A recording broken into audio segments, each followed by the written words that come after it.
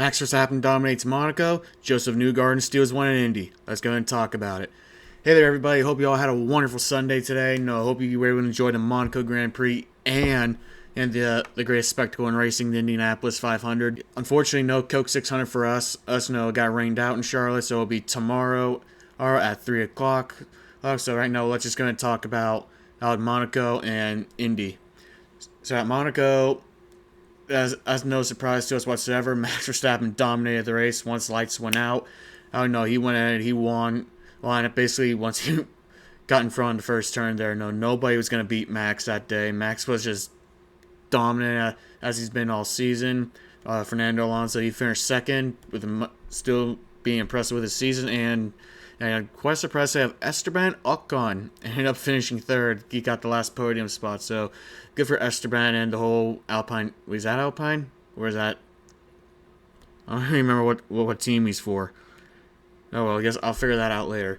Anyway, but yeah, so basically lap 1, turn 1, Max 1. However, Nico Hülkenberg tried to make the race interesting in a little bit. He went ahead and he just ran right into Logan Sargent in one of the turns before that tight hairpin there on lap 1. So other than that, relatively boring first couple of laps, and then we go on to lap 11 here with Carlos Sainz and again Esteban. They were in that chicane there, and Esteban, I don't know how to describe this here. Looking at pictures of it, Esteban, and it looks like Carlos just got really close or tried to make a pass, or Esteban ended up knocking the door.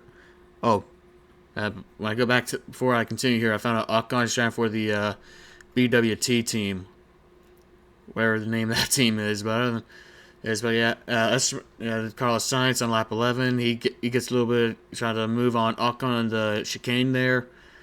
So, basically, that must have a pretty boring race for the most part until about lap 52 here. That's when the race started to get exciting here, where the rain started coming in. The rain was really what made this race so much fun to watch, because as lap 52 on 78, they're saying no rain was coming down, and next thing you know, we were starting to watch the track. It's getting a little wet going through the corners there, and everyone started putting on their intermediate tires, the wet tires, except for really one madman. That would be Kevin Magnussen. Kevin went ahead, was running on hard tires for about the rest of the race, which, Kevin, you madman. But other than that, but the race was really quite interesting there for the last third of the race there. With the rain coming in, guys putting on tires, and basically, we had a few incidents. Like I said, Magnussen had the hard tires, so he was tiptoeing around. George Russell and Sergio Perez, had a bit of an incident on the track. Also, by the way, that was a bit of a bad race.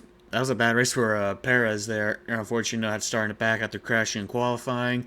I think I saw he made like 5 pit stops on the day. So, not a great race for Sergio. Unfortunately for him, wasn't able to defend his win, but that's how it goes. But unfortunately, it was a lot better. Luckily for Sergio, it was better than for Lance Stroll and Kevin Magnussen.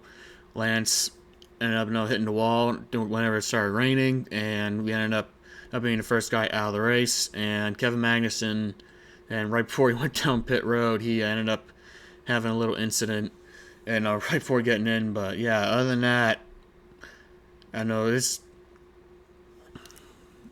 a typical F1 race, relatively, I guess, let's say boring until the last third of the race. They ended up, and I said, had the rain, and so it was pretty lucky to have out the rain. If not, it would have been a boring race.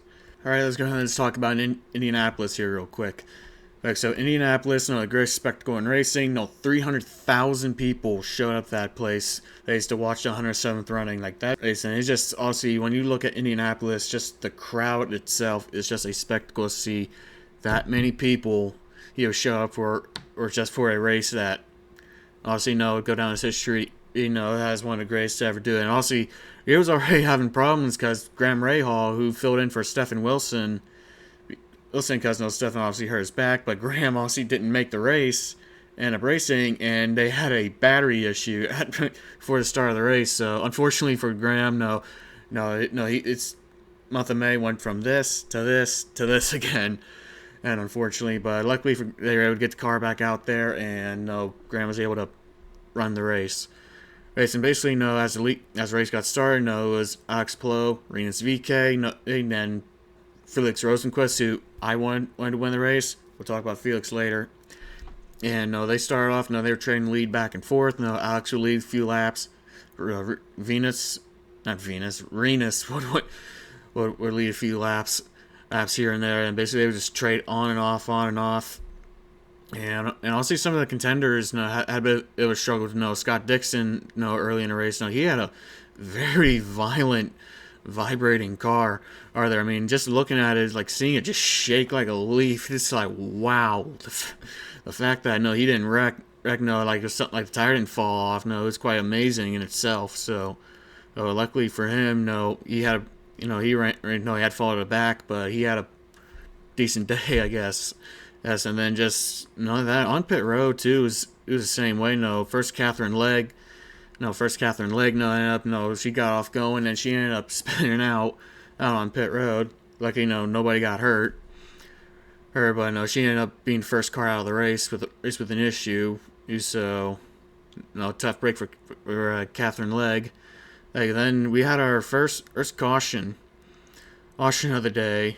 Stingray Rob ended up being out of the race due to him racing Graham Rahal, and he ended up just getting a little tight here, I believe, and he just hit the wall. Unfortunately for Stingray, he didn't get a chance to finish the race.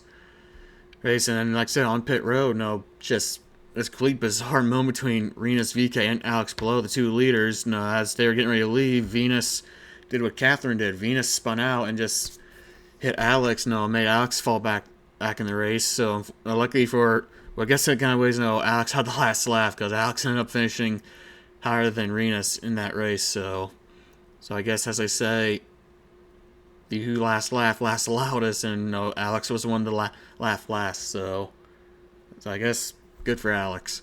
But yeah, after that, the race pace started picking up. We saw 3 wide, 4 red racing on restarts. Tony Kanaan went through the grass, as Lee Diffie calls it, the world's fastest lawnmower.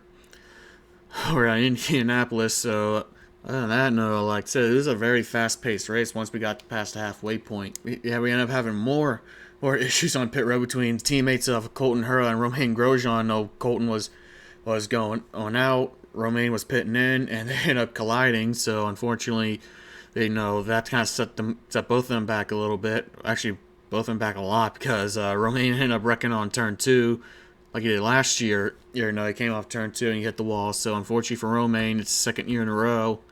I think it's both times since he ran at Indy. He didn't finish the race because he wrecked. So, yeah, that's unfortunate for Romain. Hopefully next year he can actually go out there and actually complete the whole race. But other than that, we had some big moments. A very special moment. Santino Ferrucci driving for AJ Foyt Racing, took the lead during the race with 40 laps to go. And I'll say that was a big moment for Santino, and not only that for Supertech's AJ Foyt. The team hasn't obviously been running great, and the fact that he had actually both his cars, ours and Benjamin Purtis, ran pretty well, but Santino got out front, led laps, really was a contender all day long. The fact that you're able to see that, that was real special for a guy that's a legend of sport like AJ Foyt to end up having a great run all around. So basically, after that, we had a very scary moment. With about 15 laps to go. It was a race with Joseph Newgarden and Felix Rosenqvist. Going into turn 1, Joseph passed Felix, and Felix ended up he got a little loose, and he ended up hitting the wall a little bit. Then he hit the wall again, which broke probably a toe link or whatever. He spun out, and unfortunately for Kyle Kirkwood, Kyle ended up getting hit by Felix, and honestly, it was a very scary moment because, as we saw, the tire snapped off the car and ended up going over the fence. Honestly, I wasn't even looking, and Kyle ended up no, flipping over into the wall. Honestly, I wasn't even looking at Kyle whenever that happened. I was watching the tire. Like, I watched it. I went, oh my God. Because I saw the tire go over the fence. I thought I was going to go into the grandstands. I was like, oh my God, somebody's going to get hurt. But luckily, nobody got hurt. No, except for some poor race fan's car. I'm getting hit. But again, that can be fixed and replaced. Somebody getting hurt or worse, killed. No, that can't be fixed. So luckily nobody got hurt. From in the fans and perspective and for the drivers. Both Felix and Kyle were able to walk away okay. Hey, then and as the race went on again, and with about, let's see how many laps to go here. Then after that, and once they got done, cleaning up all that mess, between Kyle and Felix, I got the race going again. I think they didn't do a whole lap yet, and then with 10 to go maybe it was, or however long it was, they ended up going to turn 3. Marcus Ericsson and Pato Award, they were going in there. Marcus, got beside Felix, Pato, and it got close, didn't touch. However, Pato ended up getting spun out, and he ended up going into the wall, unfortunately for Pato. Guy with a strong car, doesn't get to win the race. Unfortunately. Pagano and Augustine Capanino, I hate to say that because I've gotten it wrong, but they ended up being in the back half of the wreck with Scott McLaughlin. And what was weird about Augustine's wreck, they ended up he's just creeping along, and he ended up hitting Pato in the rear wheel after having a broken wheel. So, luckily, everybody was okay, and we had another red flag to clean up that mess. Then, with I say about maybe 5 laps to go, I believe it was. They were getting ready to go back racing, and I remember my dad said, "Hey, let's have a nice clean finish." And 10 seconds later, they ended up crashing into each other before they even got to the line. So it was between, I believe it was Ed Carpenter and who else was the other guy here?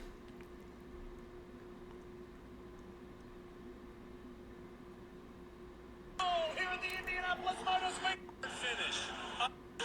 Aronson is credited with leading at halftime for another red. Yeah, it's between Benjamin and Ed Carpenter, unfortunately. So unfortunately, those two don't get the finish. And then we had the controversial third red flag of the race, which I guess I'll talk about that shortly here soon. It was about 2 to go. Marcus Ericsson's leading. Looks like he's getting ready to go. Back to backs. First one to do it since Elio in 01 and 02, and then they say no, we're gonna red flag this with 2 laps to go, which some people they say that's the right thing to do. A lot of people are saying it's the wrong thing to do, because it's just I don't know. That's up to you to decide if that was right or wrong. So they're sitting there.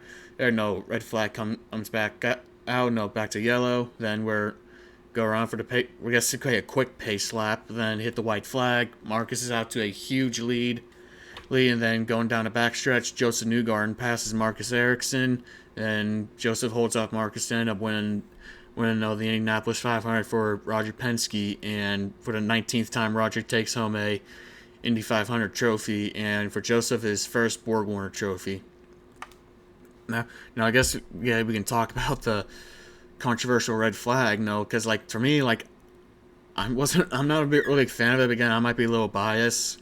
I liked whereas I'm a Ganassi racing fan, and I actually even got to meet the boss in person back in 2016, so I might be a little biased. But from how I see it was, the fact that they threw the red flag out with 2 laps to go, when back in 2020, if you remember, Takuma Sato was leading the race, Scott Dixon was second, and there was a wreck with 5 laps to go. I don't remember the driver, but they ended up hitting the end of the pit road wall. Well, instead of no red flag in the race, they ran the last 5 laps under caution, and Takuma Sato ended up winning the race. So who knows? Scott could be a 2-time IndyCar, Indy 500 winner, but that's not the case. So to me, I feel like, much like all sports, this call gets considered consistently inconsistent. And you ended up having something similar, just 3 years ago.